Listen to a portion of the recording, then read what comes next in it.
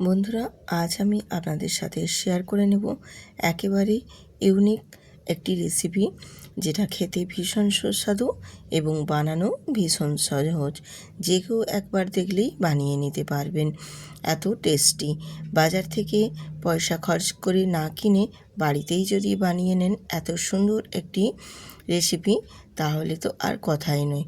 তো চলুন, এবারে আমি আপনাদের সাথে শেয়ার করছি পুরো সম্পূর্ণ রেসিপিটি। আপনারা দেখুন, আশা করছি ভালো লাগবে এবং খেতেও ভালো লাগবে। পুরো ভিডিওটা দেখুন, স্কিপ না করে, বুঝতে পারবেন আমি কিভাবে আজকে বানিয়ে নিচ্ছি। তো আমি দেখো গ্যাসের উপরে একটা প্যান বসিয়ে দিয়েছি। দিয়ে 1 বাটি পরিমাপে আমি এখানে জল নিয়েছি, আর দিয়ে দিয়েছি স্বাদ মতো নুন, আর এখানে নিয়েছি হাফ চামচের থেকেও একটু কম জোয়ান নিয়েছি, আর নিয়েছি এখানে 1 চামচ সাদা তেল দিয়ে দিয়েছি জলের মধ্যে।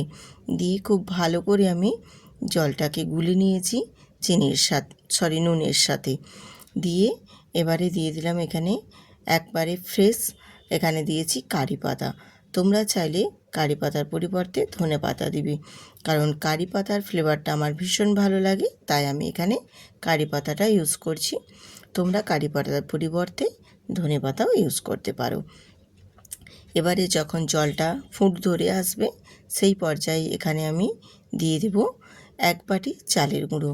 তো চালের গুঁড়োটা আমি অবশ্য একেবারে দিইনি, আমি হাফ বাটি দিয়েছি। হাফ বাটি দিয়ে প্রথমে আলতো করে একটু নাড়াচাড়া করে জলের সাথে মিশিয়ে নিয়েছি। তারপর আবারও হাফ বাটি আমি পরিমাপে দিয়ে দেব। তাহলে কী হয়, মাখাতে সুবিধে হয়। একেবারে দিয়ে দিলে তখন কিন্তু এটা মাখানোর ক্ষেত্রে অসুবিধে হতে পারে। এই কারণে আমি প্রথমে হাফ বাটি দিয়ে তারপর আবারও হাফ বাটি দিয়ে মাখিয়ে নিচ্ছি। নমস্কার বন্ধুরা, আমি রূপা, ব্লগস উইথ রূপা চ্যানেলে আপনাদের সবাইয়ের স্বাগত জানাই। আজকে আমি তোমাদের সাথে একেবারে ইউনিক একটি রেসিপি শেয়ার করছি। যদি ভালো লাগে অবশ্যই কিন্তু ভিডিওটিতে লাইক দিয়ে ভিডিওটি কন্টিনিউ করবেন, এবং যদি অতি ভালো লেগে থাকে তাহলে কিন্তু বন্ধুদের সাথে শেয়ার করে সুন্দর করে একটা কমেন্ট করে দেবেন। আমি একটু ঢাকনা দিয়ে ঢেকে দিয়েছিলাম, যাতে করে খুব ভালো মতো একটু গরম ভাপে সেট হয়ে যায়। আর একটু ঠান্ডা করে তারপর নামিয়ে নিয়ে আমি একটু দেখো হাতে ঠেসে ঠেসে মেখে নিচ্ছি। আর এই মাখানোটা কিন্তু একেবারেই ঠান্ডা করা যাবে না, যেন হাতে সহ্য করতে পারা যায় সেই রকম অবস্থাতেই এটা মেখে নিতে হবে। একেবারে ঠান্ডা হলে কিন্তু তখন এটা মেখে নেওয়া যাবে না।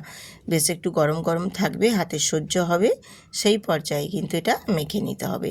তো দেখো আমি খুব ভালো করে কিন্তু ঠেসে ঠেসে মেখে নিয়েছি। এরপর এর থেকে আমি গোল গোল করে এরকম নেচির মতো কেটে নেব। যেরকম আমরা লুচির জন্য নেচি কাটি, ঠিক সেই রকমভাবে নেচি কেটে নেব। আর এই রকমভাবে হাতে গোল করে তালুতে ঘুরিয়ে বেশ সুন্দর করে একটা গোল শেপ দিয়ে দেবো। এই রকমভাবে আমি প্রত্যেকটা পুরো এটাতে এরকম ছোট্ট ছোট্ট করে নেচি কেটে লুচির মতো করে আমি নেচি কেটে নিচ্ছি। এই রকমভাবে প্রত্যেকটা নেচি কেটে নেব। আর নেচিগুলো দেখো কতটা সুন্দর হয়েছে। এরকমভাবে আমি পুরোটাই নেচি কেটে নিয়ে তারপর ফিরে এসে তোমাদের দেখিয়ে দিচ্ছি যে আমার সম্পূর্ণটাই নেচি করে কেটে নেওয়া হয়েছে। আর এখানে আমি যে জোয়ানটা দিয়েছি, সেই জোয়ানটা কিন্তু হজমের ক্ষেত্রে ভীষণ উপকারী, এই জন্য এখানে জোয়ানটাই ইউজ করতে পারো। সবগুলো আমার রেডি হয়ে গেছে দেখো। এবারে আমি এগুলোকে বেলে নেব। আর বেলে নেওয়ার জন্য আমি অল্প একটু সামান্য তেল নিয়েছি, আর একটা কাটিং বোর্ডের উপরে সুন্দর করে বেলে নিচ্ছি। এটা যেহেতু চালের গুঁড়ো দিয়ে বানিয়েছি, সেক্ষেত্রে কিন্তু ধারগুলো একটু ফেটে ফেটে যাবে, তো কোনো অসুবিধে নেই। এই ফাটা অবস্থাগুলো নিয়ে থাকলেও কোনো অসুবিধা হবে না। একটা গ্লাস বা একটা বাটি নিয়ে নেবে, দিয়ে গোল শেপ দিয়ে সুন্দর করে একটু চেপে দেবে।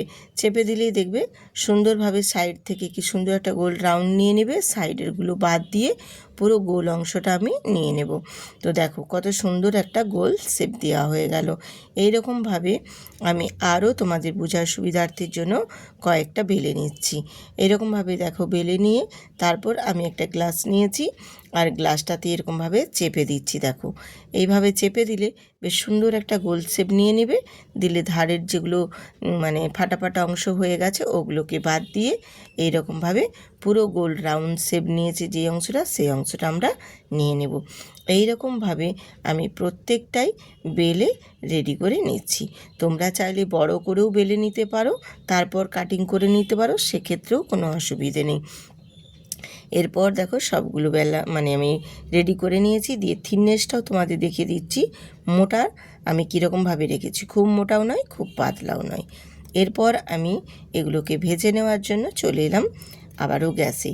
এবারে গ্যাসটা অন করে একটা কড়াই বসিয়ে দিয়েছি আর বেশ কিছুটা পরিমাণে তেলও নিয়েছি। তেলটা গরম করে নিয়ে এবারে আমি একটা একটা করে ভেজে নেব। তো আমি একটা এখানে তেলের মধ্যে ভাজতে দিয়ে দিয়েছি। দেখুন বন্ধুরা কত সুন্দরভাবে একদম ফুলে এক লুচির মতো হয়ে ফুলে উঠবে। দেখুন এইভাবে একটু ছান্তা দিয়ে বা হাতা দিয়ে তোমরা একটু ওপর থেকে তেল ছড়িয়ে দিয়ে আলতো করে উল্টে একটু চেপে দেবেন, দেখবে খুব সুন্দরভাবে একদম লুচির মতো হয়ে একদম ফুলে উঠবে। এত সুন্দরভাবে ফুলে উঠেছে, দেখতেও ভারী সুন্দর লাগছে। এই রকমভাবে যদি এই নাস্তাগুলো বানিয়ে নাও, খেতে যেমনি ভালো লাগবে তেমনি কিন্তু বানানো ভীষণ সহজ। পুরো প্রসেসটাই আমি তোমাদের দেখিয়ে দিলাম যে কীভাবে কীরকমভাবে আমি আজকে এই রেসিপিটি বানিয়েছি। এটা কিন্তু ভীষণই মানে একদম হেলদিভাবেই আমি বানিয়েছি, কারণ আটা ময়দা সুজি এখানে কোনোটাই কিন্তু আমি ব্যবহার করিনি। সম্পূর্ণ চালের গুঁড়ো দিয়ে বানিয়েছি, যেটা স্বাস্থ্যের পক্ষেও ভীষণ ভালো। আর এটা আমাদের ছোট বড় সবাই কিন্তু আমরা পছন্দ করে খেতে পারবো। প্রত্যেকটাই দেখো কত সুন্দরভাবে একদম ফুলে গোল হয়ে একদম এত সুন্দরভাবে ভাজা হয়ে রেডি হচ্ছে, দেখেই কিন্তু ভীষণ ভালো লাগছে। আর এই রকমভাবে যদি প্রত্যেকটাই বেশ গোল হয়ে একদম ফুলে ওঠে, তাহলে জানবেন আপনার এই রেসিপিটি পুরোটাই সম্পূর্ণ খুব সুন্দরভাবে একই প্রসেস অনুযায়ী রেডি হয়েছে। আর যদি সব কিছু মেজারমেন্ট ঠিক থাকে না, তাহলে বন্ধুরা সবগুলোই কিন্তু খুব সুন্দরভাবে একদম ফুলে উঠবে। আর এইভাবেই আমি প্রত্যেকটাই ভেজে নিয়ে তারপর ফিরে এসে তোমাদের দেখিয়ে দিচ্ছি। দেখো আমার সবগুলো ভেজে নিয়ে রেডি করে নিয়ে চলে এসেছি। দেখুন দেখতে কত সুন্দর লাগছে। একেবারে একটি ইউনিক রেসিপি, যেটা আটা ময়দা সুজি সম্পূর্ণ ছাড়াই চালের গুঁড়ো দিয়ে এত সুন্দর স্বাস্থ্যকর একটি রেসিপি। বানানোও যেমন সহজ, খেতেও কিন্তু অসাধারণ লাগে। বাজার থেকে কিনে আনার কোনো প্রয়োজন নেই, পয়সা খরচ করে বাড়িতেই বানিয়ে নিতে পারেন এত সুন্দর সুন্দর মজার রেসিপি। আজকে আমি যে এই ইউনিক রেসিপিটি আপনাদের সাথে শেয়ার করেছি, সেটা কিন্তু এতটাই সুন্দর যে তোমাদের আমি একটা কেটেও দেখিয়ে দিচ্ছি, যে ভেতরটাও যেমনি হয়েছে দেখো, বাইরেটা একটু মুচমুচে ভাব হয়েছে, ভেতরটা একদম ভীষণ সফট এবং নরম। আমি হাতে তোমাদের ভাঁজ করেও দেখিয়ে দিচ্ছি যে কতটা সফট এবং কতটা নরম হয়েছে। যদি বন্ধুরা ভালো লেগে থাকে অবশ্যই কিন্তু একদিন বাড়িতে বানিয়ে ট্রাই করে তারপর আমাকে কমেন্ট করে জানাবেন। আর কে কোথা থেকে আজকের এই ভিডিওটি আমার দেখছেন কমেন্ট করে জানাতে কিন্তু একদমই ভুলবেন না।